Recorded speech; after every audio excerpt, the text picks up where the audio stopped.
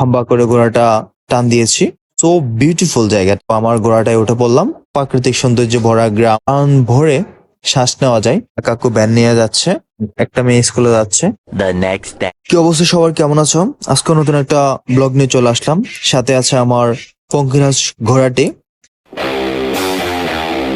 তোমাদের সাথে তো আর কি পরিচয় করাবো, এটা তো তোমরা চেনোই।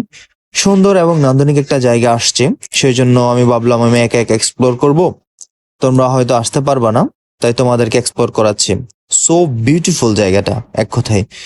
আমার আর বেশি দেরি করা যাবে না, যেহেতু আমি এক জায়গায় যাব। সো আমার ঘোড়াটায় উঠে পড়লাম এবং ঘোড়াটাকে টান দিব এখনই। হাম্বা করে ঘোড়াটা টান দিয়েছি।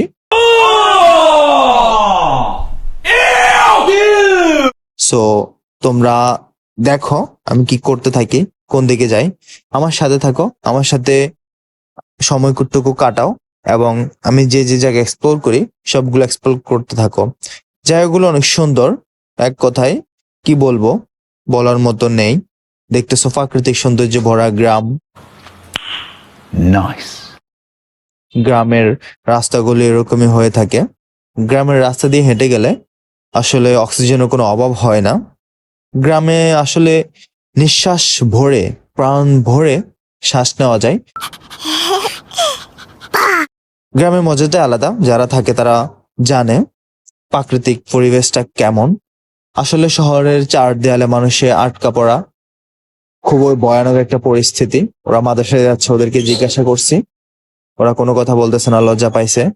একটা বিড়াল দাঁড়িয়ে আছে এখানে, মেবি আমার জন্য অপেক্ষা করতেছে আর কি। অনেক সুন্দর জায়গা এগুলো, আসলে কি বলবো, বলার কোনো ভাষা নেই। এটা আমাদের বোট অফিস।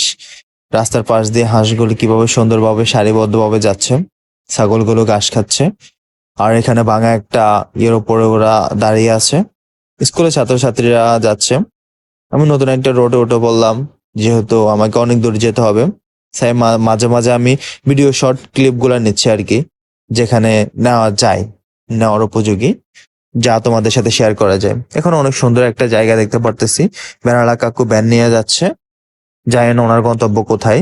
এখানে হচ্ছে বেল বসানো হচ্ছে মাছ ধরার জন্য নালাগুলাতে। কিছু দূর যেতে যেতে দেখলাম, ওমা, পর্তুগালের পতাকা, মরক্কোর পতাকা টাঙানো। এখন একটা মেয়ে স্কুলে যাচ্ছে।